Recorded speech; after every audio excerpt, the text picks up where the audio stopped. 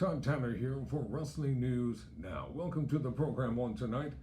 I'm talking about the one and only, the Birdman himself, CoCo Ware. This is part 2. When I left off in our first video, I talked about CoCo Ware entering into the World Wrestling Federation, now known as World Wrestling Entertainment. And the year was 1986. He was there until 1994. In August 1986, Ware signed with the World Wrestling Federation, where he continued his fun-loving Birdman CoCo Ware persona. Complete with a Macau named Frankie, Ware made his debut as a fan favorite on the September 6, 1986 episode of Superstars, teaming with Paul Roma against Hart Foundation, Bret Hart, and Jim Neidhart. In a losing effort, his first victory was on the September 7 episode of Wrestling Challenge against Bob Bradley. He made his entrances dancing to the ring to the tune of Morris Day and the Times, the Bird, flapping his arms and carrying Frankie, who sat on a perch at ringside while Ware wrestled. Bright outfits, colorful sunglasses, a constant smile, and his bravado singing voice made Ware popular, especially with the younger crowd that the WWF mainly catered to during the 1980s. Ware also sang the title track of the 1987 WWF album, Power Driver, which then became his entrance music. The song's video featured top wrestlers of the day like Hulk Hogan and the Honky Tonk Man, as well as WWF owner Vince McMahon wearing a red Hulkamania shirt and hard hat. Ware garnered his first big win of his initial WWF run when he upset Harley Race at a house show in East Rutherford, New Jersey on October 13th. On television, his first major showcase was at the November 29, 1986 Saturday Night's Main Event 8, where he defeated Nikolai Volkov. He was then granted an Intercontinental title match against champion Randy Savage on the November 16 edition of WWF Superstars, about which went to a double countout. The same taping later saw Ware defeat Savage by countout in a dark match. Ware, however, would often be on the losing end when he came up against other established stars such as Butch Reed, Hercules, Greg Valentine, and the Big Boss Man. From 1987 to 1993, Ware appeared on several WWF pay-per-views. Almost lost my spot there. Including WrestleMania 3, where he lost to Reed, and editions of Saturday Night's Main Event, being used mainly to make established or rising stars look good. Ware was the first wrestler on television to fall victim to the perfect plex of newcomer Mr. Perfect on the January 7, 1989 episode of Saturday Night's Main Event 21. While at the 1990 Survivor Series, Ware became the first wrestler to fall victim to The Undertaker's Tombstone Piledriver in The Undertaker's WWF debut match. In a precursor to what would become a regular team years later, Ware occasionally teamed with Owen Hart, wrestling as the Blue Blazer at the time throughout the 1988 and 1999. During the 1989 European tour, Ware was fired for his part in a physical altercation with WWF executive Jim Troy. Who would have thunk it? The Birdman. Troy used racial slurs. He should have whipped his ass. Yeah, I said it. Yeah, straight up. He should have whipped his ass. Troy used racial slurs during an argument, after which the dispute turned physical. Ware was later reinstated a little over a month later when Troy resigned. In 1992, Ware teamed up with Owen Hart to form the high-flying team known as High Energy, well known in wrestling circles for their gigantic, baggy, brightly colored pants and checkered suspenders. High Energy feuded with and generally lost to the Nasty Boys, the Head Shrinkers, and Money Inc. They made only one pay-per-view appearance as a team, a loss to the Head Shrinkers at the 1992 Survivor Series. Ware appeared in the first match on the very first episode of Monday Night Raw on January 11, 1993, where he was defeated in a squash match by Yokozuna. The team ended in March 1993 after Hart injured his knee. High Energy's final match came in a loss to the Head Shrinkers, a live event on March 10. While Owen's Hart out of action, CoCo would return to singles competition and immediately entered a house show series with Skinner. At the same time, Ware made appearances in the USWA as part of a talent exchange program with WWF. He continued wrestling in the promotion through the remainder of the year. CoCo returned to the WWF in 1994 when he appeared on the March 21 episode of Monday Night Raw and faced Jeff Jarrett. He would then appear on the April 9th episode of Superstars in a loss to Iron R. Shyster. CoCo picked up his first victory of his return by defeating Bastian Bagger on the April 16, 1994 episode of WWF Mania. CoCo then embarked on a house show tour in England where he faced Jarrett and Kwang. On May 19, he defeated the Genius and followed it up a night later with 3 more wins over Poffo later that month. CoCo faced his former partner Owen Hart on the June 18 episode of Superstars.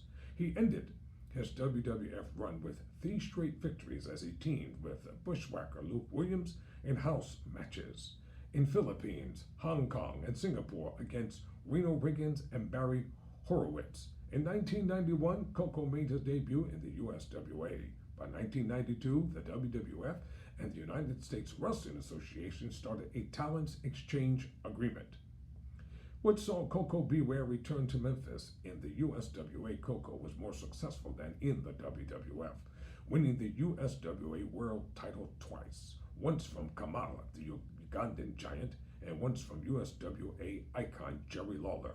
CoCo also hooked up with Rex Hardgrove and won the USWA Tag Team Championships once in 1993. In 1996, he feuded with Brian Christopher and Jerry Lawler. He left in 1997 before the company shut down later that year. Ware made a few appearances for the American Wrestling Federation from 1994 to 1996, but did not become a regular before going into semi-retirement in 1997. Ware was interviewed briefly during the 1999 wrestling documentary Beyond the Mat. After USWA, Ware did not wrestle as much. He started working for the independent circuit in 1998 to 1999. He wrestled for Power Pro Wrestling in Memphis. In 1999, he retired from wrestling and took a couple of years off.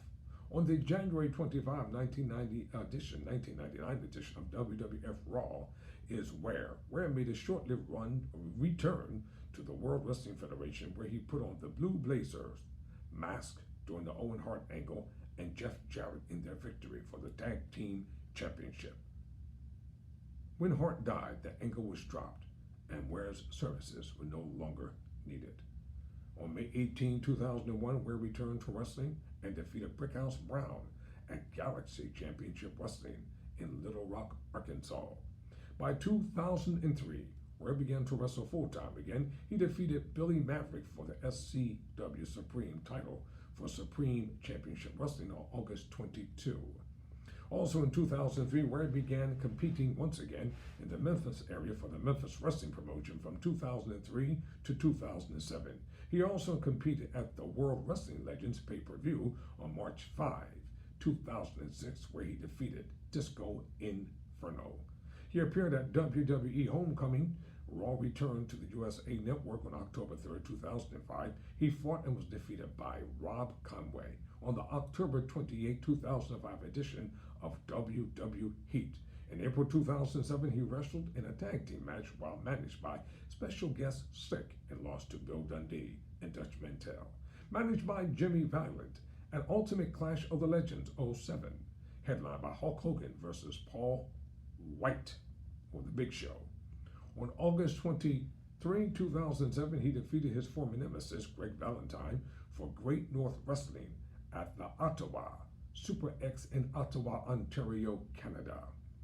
On June 8, 2008, Ware made a special appearance at TNA's Slammiversary as a grossman in the Kayfabe wedding for Black Machismo, Jay Lethal, and So-Called Val, along with George the Animal Steel, Kamala, the Ugandan Giant, and Jake the Snake Roberts.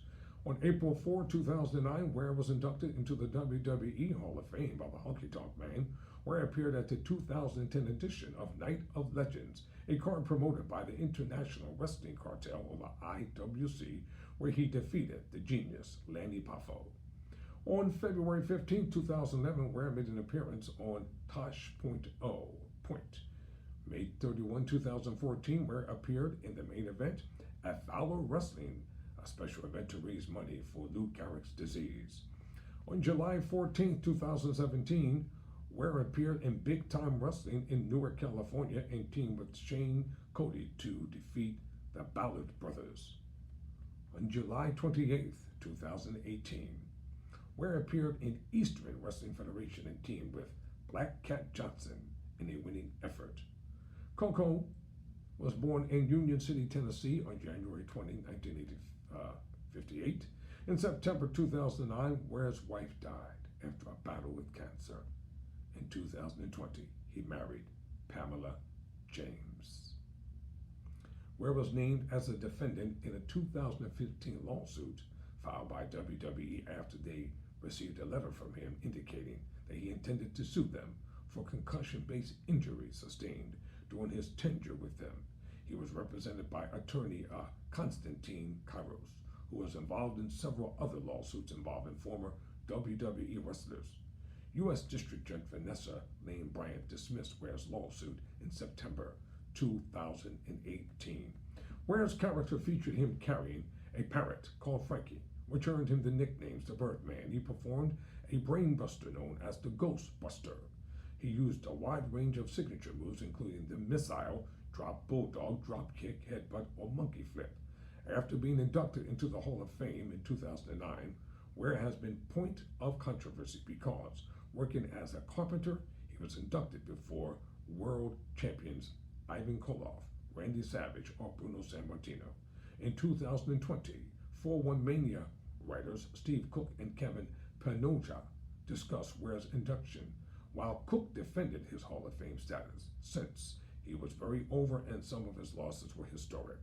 Panoja described him as the floor for inductees. And last but not least, let's talk about his championships and accomplishments as we end this segment. In the Badger State Pro Wrestling, he won the BSPW Heavyweight Championship for one time, the BSPW Tag Team Championship twice with Juicy Johnny. Ooh, what a name, Juicy Johnny. Championship Wrestling from Florida, the NWA United States Tag Team Championship, or the Florida version, one time with Nova Austin. In the CWA, or the Continental Wrestling Association, he won the AWA Southern Tag Team Championship 7 times with Nova Austin 3 times, Bobby Eaton 2 times, Dan Lane 1 time, and Dutch Mantell 1 time. In the NWA Mid-American Heavyweight Championship, he won it 6 times. In the NWA Mid-America Television Championship, he won 1 time. In the International World Class Championship Wrestling, or the ICW, or the IWCCW, he won the Heavyweight Championship 1 time. International Wrestling Alliance, he won the IWA Heavyweight Championship 1 time. Memphis Wrestling Hall of Fame, he was inducted in the class of 2017. In Pro Wrestling Illustrated, PWI ranked him number 406 of the 500 best wrestlers during the PWI years. In 2003, the Real Wrestling Federation, or the RWF Heavyweight Championship, he won 1 time. Supreme Wrestling, the SCW Supreme Championship, he won 1 time. The United States Wrestling Association, or the USWA, the Unified World Heavyweight Championship, he won twice. The USWA Tag Team Championship 1 time with Rex Hargrove. And the World Wrestling Entertainment, he was inducted into the WWE Hall of Fame class of 2009. There you have it. CoCo Beware, the Birdman himself. For Wrestling News Now, I'm Todd Tanner.